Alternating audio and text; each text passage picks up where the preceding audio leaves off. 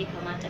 Ke kuma idan ya zo kar ki sake ki mai ruwa, kar ki wani matsa kafa, a'a ki buɗe kafar ki saki jikinki, ki sa a ranki wannan ibada zaki, saboda ai na san ta hanyar aure za ku samu, kuma kina yi Allah yana rubuta miki lada. Ga ɗumbin gamsarwa da ke cikin wannan abu. Ki buɗe mai jiki, ki bararraje, ki saki jikinki, ki bashi kafa, ki buɗe shi kuma ya miki wasa da shi sosai domin ki samu gamsarwa. Idan kai la'akari da matan yanzu, ka san mata sun kasu sama da kashi 100. Wata za ka ga mai ruwa, wata mai maiko, wata kafin ma gindinta ya jike ka samu damar da za ka shige ta sai ka sha wahala, sai ka ɗau mintuna kana wasa da ita.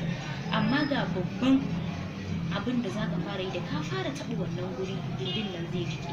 Kana motsa shi ka sa hannunka ka rubuta mata shi ɗaya bayan ɗaya, za ga gindinta ya jike. Babu abin da wannan gindi yake da buƙata irin ka ci ta.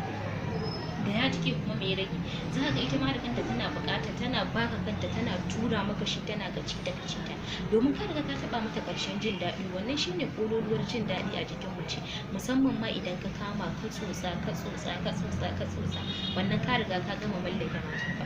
Dan Allah maza ku daure ku dinga ma mata wasa yanda ya kamata, domin kuma ku mallaki matanku.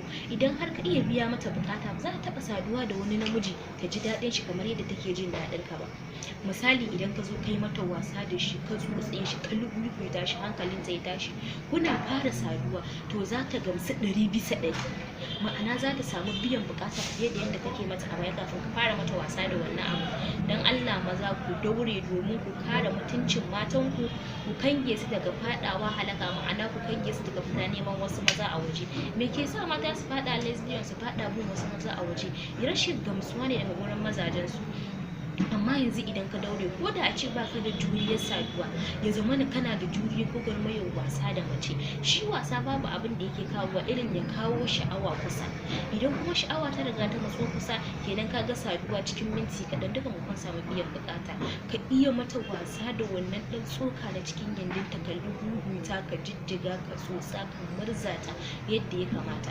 To daga nan za ka mallaki matarka. Dan Allah maza ku jajirce, kuma ku ga kun mallaki zukatan matanku.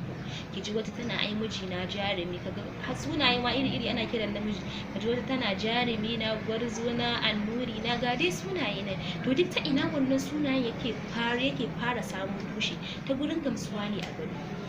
Za ka ji wata tana ce ma sallau. Watannan sallau ɗin fa da take ikirarin sallau, za ka ga ko cikin wasa ne, kenan ba ta samun gamsuwa a jikinka. Amma gari ya waye, ka lubuta matarka, ka motsa da ta motsu, za ka ji safe tana jarumi na, ko kuma gwarzo na, ko kuma sadauki na. Dan Allah maza ku daure.